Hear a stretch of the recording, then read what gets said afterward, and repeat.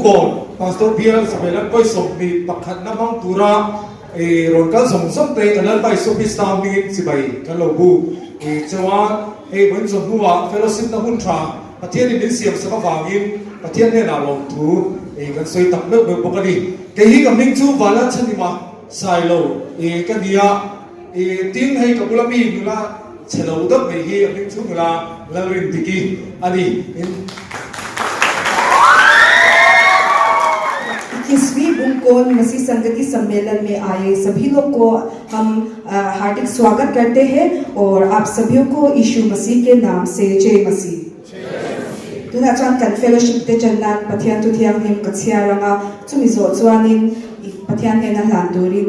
सन him Hagin सोम दोन्या पथियान तुथियां हिम लौंगा कामु साम जा सोंगाना lalpa chu fakro pathian chu apun thiang ni ma chuan fakula athil ti theina boruak sa taka khian ama chu fakro athil ti ro pui takte awangin ama chu fakula aro pui na sat ang zelin ama chu fakro totoro tri in ama chu fakula per khwang le chin chanin ama chu fakro khwang te le lamin ama chu fakula chin chang chi shang shang le pheng longin ama chu fakro darben thekri thumi in ama chu fakula darben thekri fiak mi in ama chu fakro engkim thothei to phot suan lalpa chu fakro se lalpa chu fakro kan bible chang chhia te lalpan kan satan man me som sakro se pathian ma trong trai u olpa kan pa tu tak in mangai tu bungkon pastor bia semelan boy somni pakhatna min suai sena wangin lom thu kan lo chia hei bon chon huwa te fellowship na hun tha te lan pa na ngina min siam sa wangin lom thu kan lo bok se ni bon ni sa na tang in lan pa kan trana boin som ma lam panga te lan pa tu soi chotak tak te nang ma khop na hun te kan man zo to nuin hei fellowship na huna rilku taksa tharau in chakpon tu kan ni angin lan pa boina hei nang ma gom na turata kan thiam thilte kan talente lalpa ron phok chu na hun te kan bang do ni he nga ti an lalpa kan talente hi itel lo chuan eng ma ani lowa kan thiam na te hi lalpa itel lo chuan eng ti na ma ani lo ni chung te ni wang chuan i lom cha ani thena lalpa kan thin lung te min lo nei sakla kan ni lu put mang te po lalpa ai nang phel lo mai thei chung ang song song a te chuan lalpa zanin ka boin tlai ka mun man tu kan fellowship mun man tu song song hi i ko ro pia isu ke sam ngin anon la ne tuma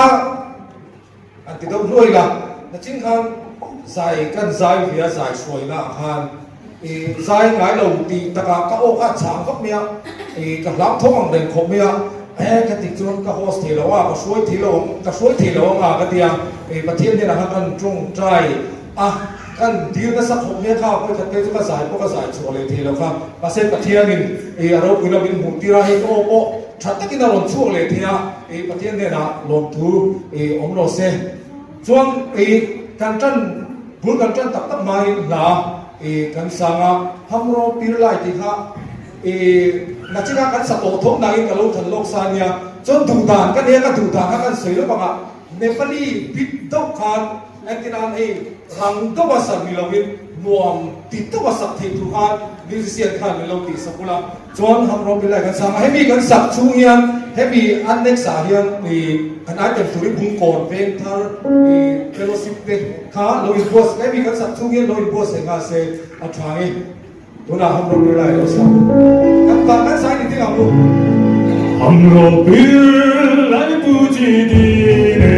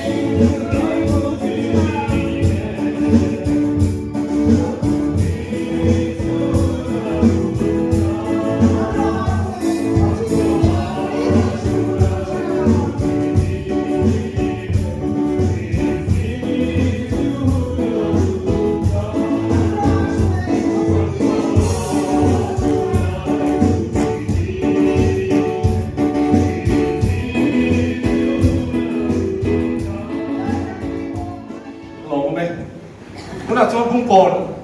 veng tharo fellowship te especially the le tiri lo som do na ani bua sai e chung in ri dikit ha lo ka lok se e kan pastor ko han e kan speaker ko han a sei to hey mosia kha trong a har sa di mosia kha a hun lai ko han e chu wang chuan pathian ne na kan chuan lam kha asia male pa kadang oksia and then trong ka tiam boxi lo wa kim ne niang kha e a tini chu ta chuan a trong le tu kha a trong le tu ka ti de ga a aya trong ku kha a ro na pe ni ko ti che chuan pathian ne ni nga khomia ke hindi ka tiam ni lo wa ma se ka trong le tu nei a ro ni ho lai ma ni e pathian ni ya in problem to tu ni ti hian aron chuak no se ve ki kha karan sei du ni bung ko ben thar e fellowship member te bung ko ben thar si sangat member ta lo chuak chawla kan vai kan sa vai kha lo chuak la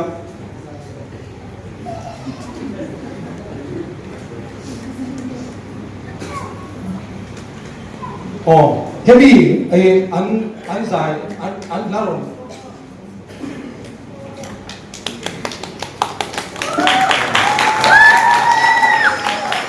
he jivan he ki aktiva no sadona hi an member I tom ta chare na atana aron thana bia to hian apualin aron sadoni pulan mai zola kan thiama me ni som tum pan khan chatuan ram min pan sana ani kha biala committee member te dia fellowship patro ka ka dia tin chu me pera ba chuan sai te ka mai na asai se china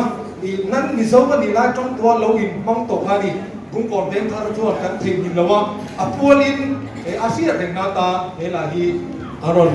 la don mi tu la bung kon ben thar fellowship pe hun ma ko soma ku lo be am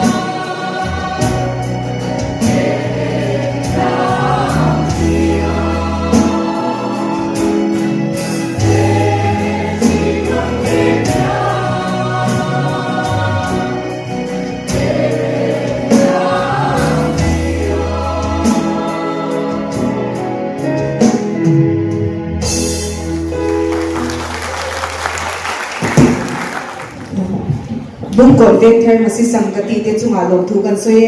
an zai thiam boka an member famta puate ta chuanin angai nom viawang ani po a om na huna changin lo ngai thave nge yang tinga ringani I bung convent thar kan soye boka ma an ate man nei tu kha chu an sian ha rei ve de do ni chu ma se chong chai na nen khan an be jar chara tun mai kha tun special item an nei tu kha aron lam chua lo na ni chu ni tu na ka on the spot in an nin ko chua ka chu ti chung ko chua ni chate bin an ron zai the an chunga tin tum takin long thu kan so ye tu na chua nin la kan sa tu na chua nin la kan sa hawanga ibung convent thar ka special item an nei zo che boka I lakham turin kan yen hal dua ibung convent thar masi sangkati jang khan pakhat khan la lo thang ta se hemizo hianin item jubilee te kan ko masama chumizo chuan area saipol te kan special item nei turin lo in plaza hasila change bung convent thar la ka in lange kan khan don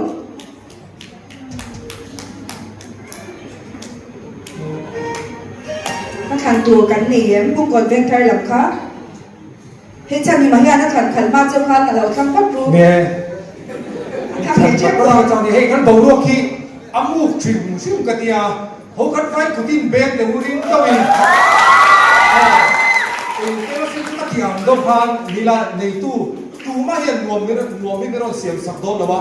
ชูมาเจ๊กันเห็นรวมกันติดจวนอันรวมไม่โตเลยดิจวนจะเก็บมาดีช่องเย็นรวมมีอันเจ๊ไม่ละอันรวมตัวนี้ในตู้ตะกี้หลังตัวที่ในที่กีฬาเตียนลามิลากันดูอัพพามาเสียสมตักถึงสี่เตะงานกันติดโดนเนี่ยโอ้ผมกดเล่นทัดเด้ลายกันบอลJJ Prabhu Isuki อ๋อ JJ Prabhu Isukiกันสมัยมีกันสักช่วงยังจุดลีทุกคนเลยพูดเสีย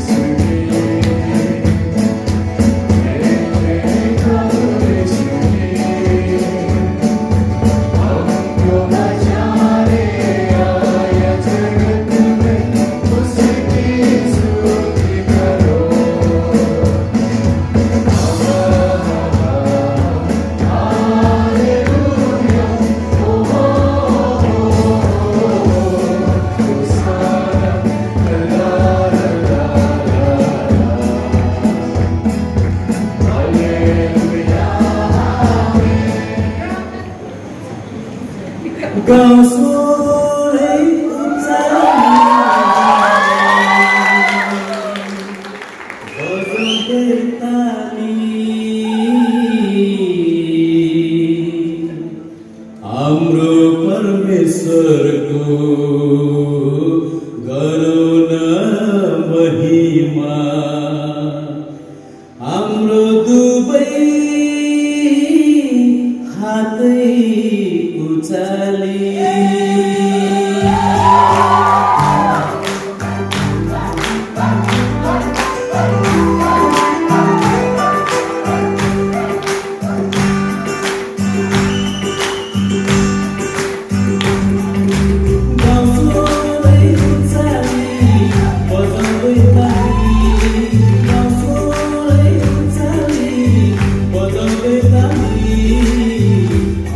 permissor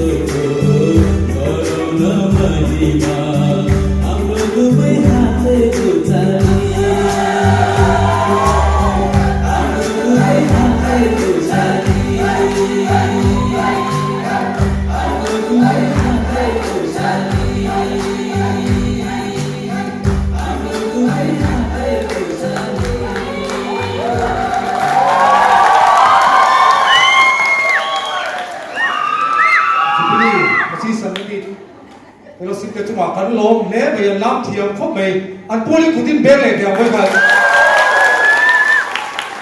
thura chuan area corner tunin special item le tu kan som ma chumi ma chuan emi area corner som hian sai ho na mi pui pual item ka kan nei le ko ta ka chumi so a chuan loi pu kha kan som to na ni chuan loi pu thei bu sai ngai ni chuan loi bu sai ta ka se ti kha kanan sei lo tu ni tu na mi area corner special item tu hi hei rin diki pula hian keiman ka ko to na nia katia ka phur khop mea chu wangin tamba la ki tia limbu ilo soma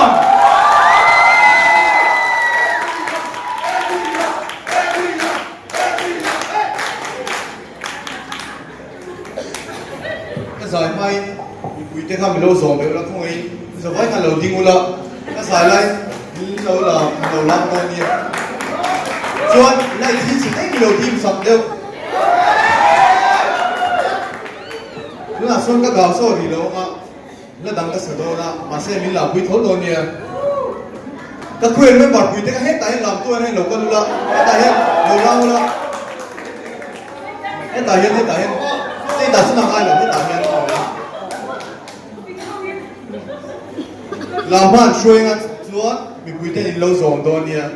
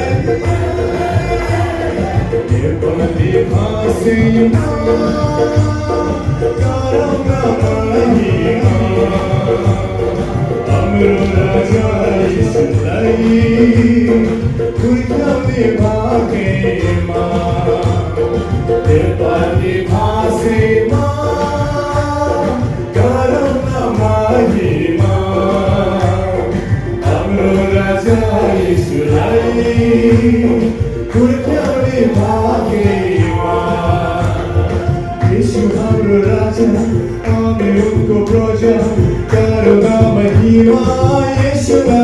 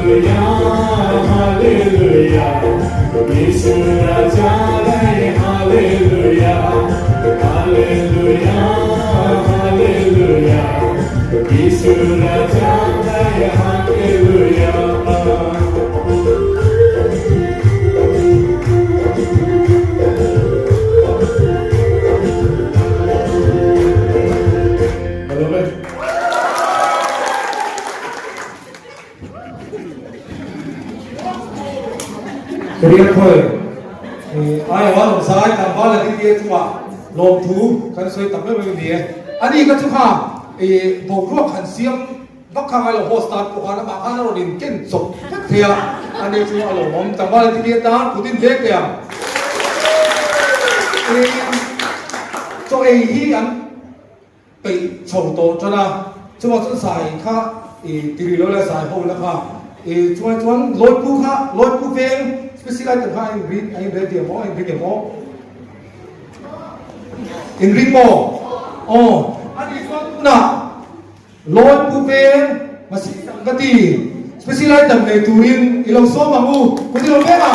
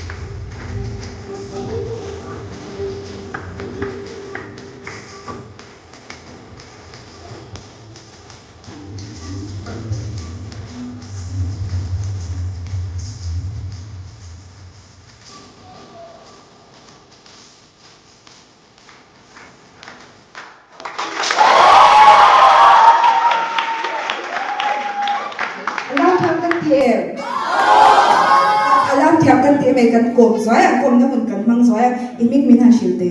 Abigail. o Abigail itan ko han de lo ko ba han na pia tia ge ha kumen zagi ni Kumkwa. ka mo man sa ni lang silte Anu. anu mo ko itu na sa Abigail itan ring takin kutbe le na ba ne NCC New Capital Complex masih sangat detail special item na ituring kan sompal maya nga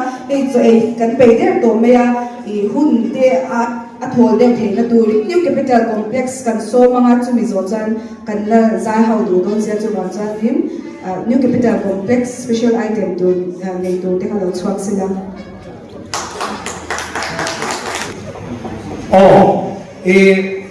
heavy NCC New Capital Complex special item lah yang gạo số thì khăn nó sạt đổ đi, aron sạt đổ đi, cho nên đi xí bằng chuan, ruộng mình nó khá thì lại khá khăn xí cho bạn tin nghe thắng lắm, mỗi tu như thế kan tiệp mỗi khá khăn tiệp, cho chúng ta cho Jubilee thế ha, kan số để là anh cũng hay là lâu in lên breed cái gì có ý lâu chuộc xe, Jubilee mà xí sắm cái gì, là chỉ là làm thế ha, khu đi lâu bên kìa. Giải này là đi anh cũng mà anh lâu làm mà cho nên giải bộ mà mình bùi tập bộ anh lâu làm bùi bộ bằng bùi tiền là tập bộ anh biết chưa làm tu là tập bộ làm thì đó là những cái tiếng hát anh lâu tìm đủ đó nên tu nào NCC là số mà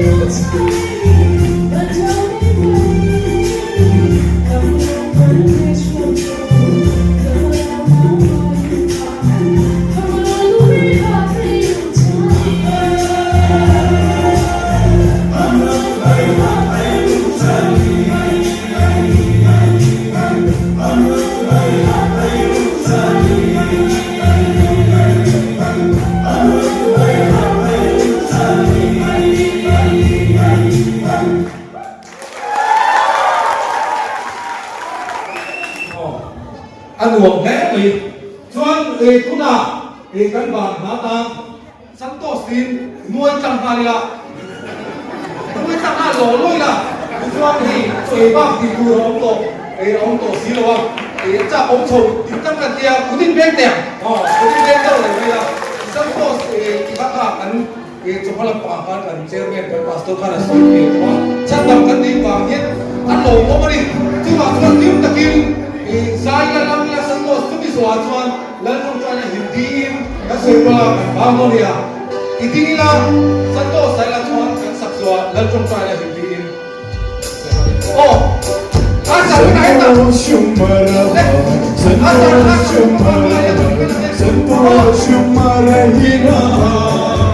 Hallelujah, Yesu Jaya,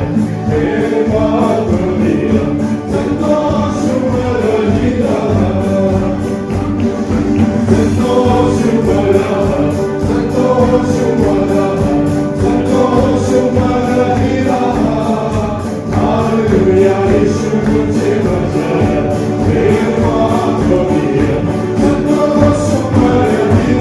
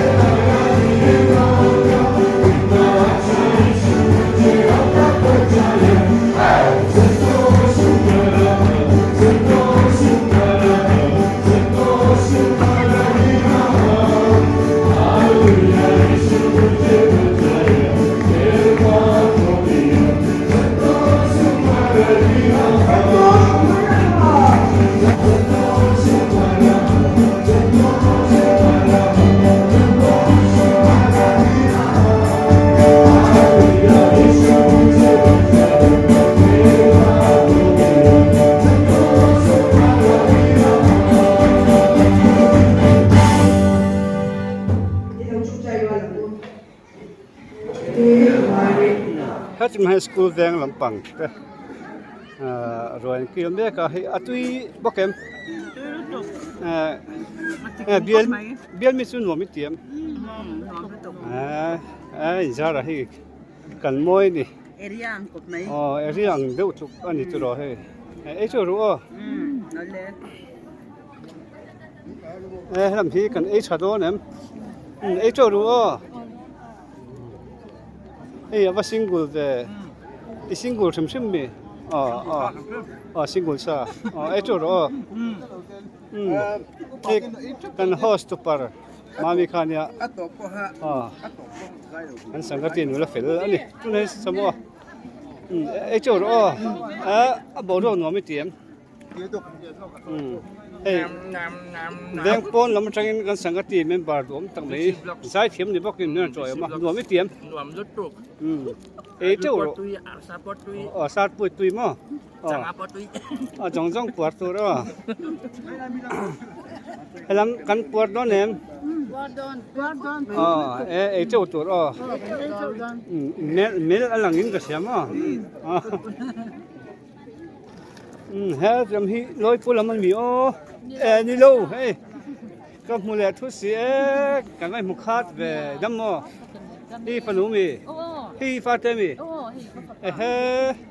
cái mùa lầu cá phát tới lâu này đấy tao mới hay chấm hi ai cổ chỗ chúng mà sẽ bây lâu rồi cái chỗ đó buông còn ven thôi là buông còn nắm bằng chân này cái chỗ đó à tuy bắc kem sang hai mươi tuy tỷ về miền tây tuy vec mà để buông còn ven thôi cô em thì cái cái nắm bằng ăn đồ phải lâu mắt tôn vel này ăn đồ mới tiền cái chỗ rùa đi xịa mày khải cái mai thế anh lỗ mình đi khải cái chỗ rùa ni sao bác này bà bác đi anh mai liệu khải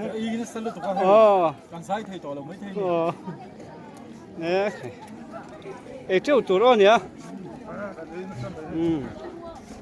cái chẳng vào cho tuyên tiền cái chỗ rùa in hạ đâu quý xịa đó chừng lôi phụ lắm bằng cái cái chỗ tụi đó sang hạ tới ha nên đó nó thấy nữa phát xuân miết là tụi hết tiền bộ lồm đâu ngay này hay các tiền bao nụ quý các tiền bao em nụ quý này hay tiền bao muốn là ngày hôm khác máy cái chỗ đó thế chấm cần dây xuôi tụt thế riêng mình thế anh bác ấy chỗ tụt đó ấy chỗ đó hết thì làm bằng thế chân đón chia mi trong trái tuổi em trong trái mà gió tỏ mà ấy chỗ tụt đó hay làm bao hay mà chân chắc mấy ạ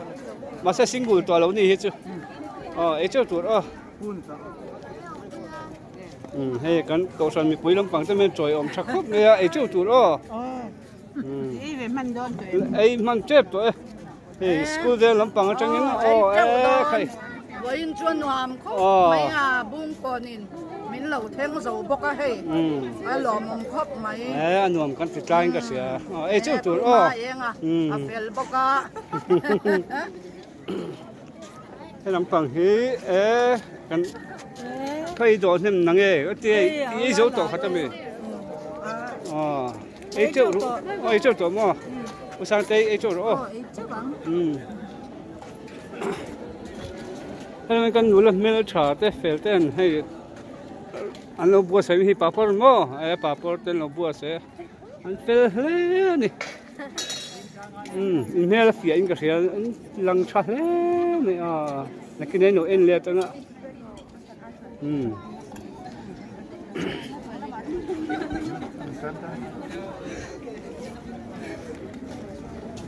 anh lo biru ha về biru ơi lo phát triển nó bằng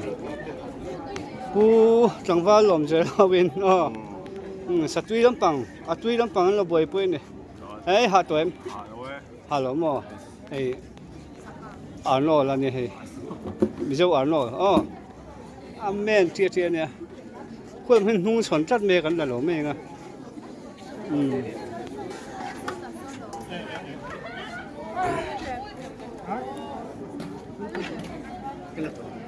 cái lắm bằng hi hắn là về xem chẳng xin chào tụi em chào lắm mà giờ là hay tuy to cái gần ấy rồi này con xì nút con hậu tụt tên này ấy đều khơi lắm bằng phố ấy chỗ tụt đó ra chiếm hậu anh này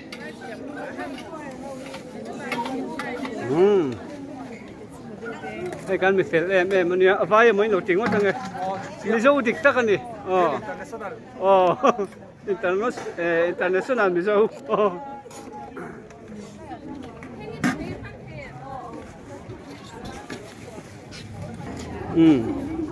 tiêm hàng con area khơi lắm bằng thế anh đổ don về mấy cái phải chịu rồi inside chiếm đâu bùi xì à ni sao đâu hết cả anh miếng môi thì thấy đâu nữa ấy chịu tụi đó cái này chơi bằng Ừ. khúc mày à